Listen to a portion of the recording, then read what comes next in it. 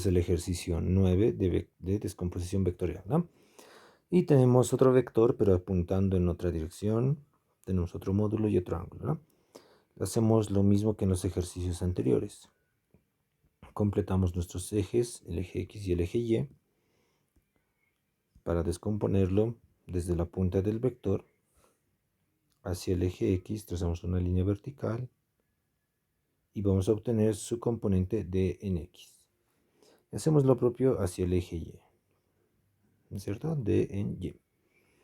Y decimos, d en X será, si jalamos al vector desde esa posición hacia el eje X, está recorriendo todo este espacio, ¿no? Ese espacio no es el ángulo mostrado en la figura.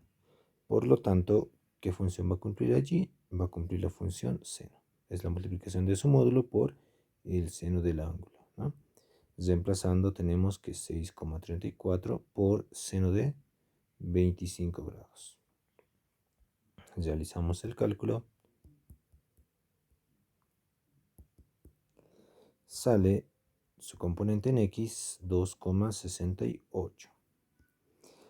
Para su componente en Y tenemos que jalamos el vector hacia el eje Y, está recorriendo todo este espacio, que es justamente el ángulo mostrado en la figura.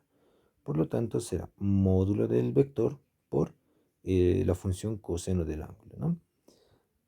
Por lo tanto, el componente en el eje Y será 6,34 por coseno de 25 grados, ¿no? Calculamos d en Y será 6,34 coseno de 25. Será 5,74.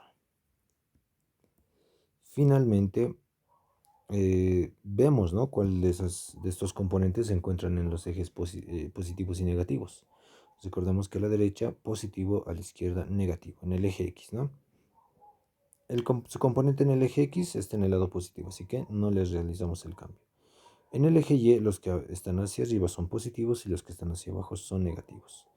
Fíjense que su componente en el eje Y está en el lado negativo. Por lo tanto, realizamos su cambio de signo. Entonces sería menos 5,74.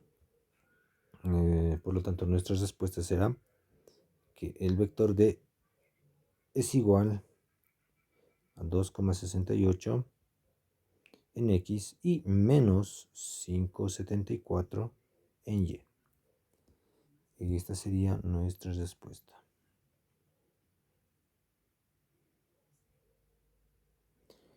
Si quisiéramos comprobar, pues comprobaríamos, ¿no? Sacamos el módulo de D y vemos y comparamos. Lo haremos, ¿no? Para comprobar que nuestro resultado está bien, decimos x al cuadrado, ¿no? Su componente en x al cuadrado, 268 al cuadrado más menos 5,74 al cuadrado también. Decimos módulo de D será raíz de 268 al cuadrado más menos 5,74 al cuadrado. Vemos que es 6,33, ¿no? Muy cercano a 6,34. Por cuestiones de redondeo, tal vez se perdió un decimal por allí, pero es muy aproximado, ¿no? Por lo tanto podemos decir que está bien. Y el ángulo que vamos a obtener va a ser este ángulo de acá. Recuérdense que esta formulita, que es el arco tangente de su componente en Y sobre su componente en X, es el ángulo respecto del eje X, ¿no? Entonces, vamos a obtener este ángulo de allí, ¿no?